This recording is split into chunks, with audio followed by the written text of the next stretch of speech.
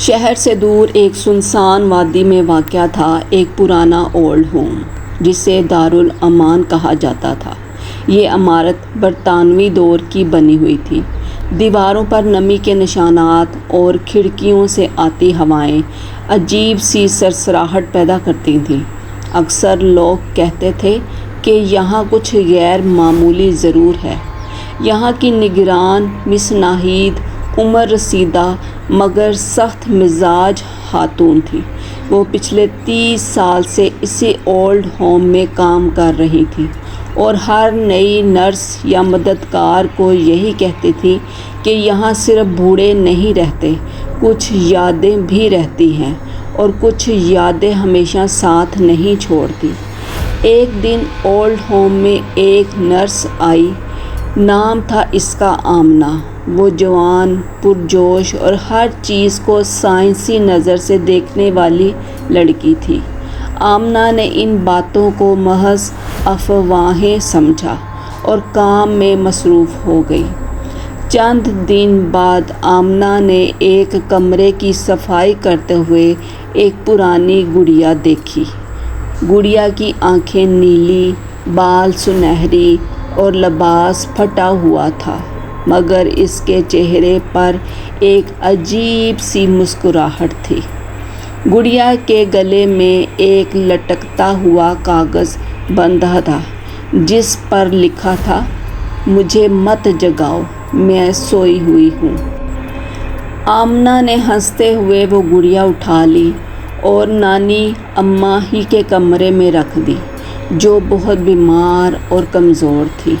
نانی اماں ہی نے گڑیا کو دیکھتے ہی چیخ مار دی اور زور سے کہا، اسے فوراً یہاں سے لے جاؤ، یہ واپس آ گئی ہے، یہ گڑیا منحوس ہے۔ آمنہ گھبرا گئی، مگر مس ناہید نے معاملہ رفع دفع کر دیا۔ یہ نانی اماں ہی کی کمزوری ہے، عمر رسیدہ لوگ ایسی باتیں کرتے ہیں، دل پر مت لو۔ مگر اس رات نرسنگ ہوم میں ایک عجیب واقعات شروع ہو گئے۔ دروازے خود بخود کھلنے لگے، رات کے وقت گھنٹی بجتی مگر کمرہ خالی ہوتا۔ ایک مریض نے کہا کہ اس نے گڑیا کو چلتے ہوئے دیکھا ہے۔ آمنہ نے تو ان باتوں کو نظر انداز کر دیا، مگر نانی اماں بھی ہر دن کمزور ہوتی جا رہی تھی، جیسے ان کی روح چوس لی گئی ہو۔ ایک رات آمنہ کو محسوس ہوا کہ کوئی اسے گھور رہا ہے۔ اس نے آنکھیں کھولیں تو گڑیا اس کے میز پر بیٹھی تھی، جبکہ وہ اسے دوسرے کمرے میں چھوڑ آئی تھی۔ آمنہ نے ہمت کر کے گڑیا اٹھائی اور نرسنگ ہوم کے پچھلے صحن میں لے جا کر زمین میں دفن کر دی۔ لیکن اگلی صبح گڑیا دوبارہ نانی اماں بھی کے تکیے کے نیچے سے ملی۔ اب آمنہ کو احساس ہوا کہ کچھ واقعی غلط ہے۔ اس نے مس ناہید سے دوبارہ بات کی تو وہ خاموش ہو گئی، مگر چند لمحوں بعد آہستہ سے بولی، یہ گڑیا ایک بچی کی تھی، سلمیٰ۔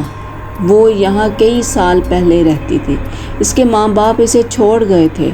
وہ دن بھر خاموش رہتی، صرف اپنی گڑیا سے باتیں کرتی۔ ایک دن وہ اچانک غائب ہو گئی، بہت تلاش کیا مگر نہ ملی، اور کچھ دن بعد گڑیا واپس آئی اکیلی۔ گود میں خون کے دھبے تھے۔ تب سے گڑیا کبھی کبھی ظاہر ہوتی ہے اور کسی نہ کسی کو لے جاتی ہے۔ آمنہ کی سانس رک گئی۔ نانی اماں بھی کی حالت اب نازک ہو چکی تھی۔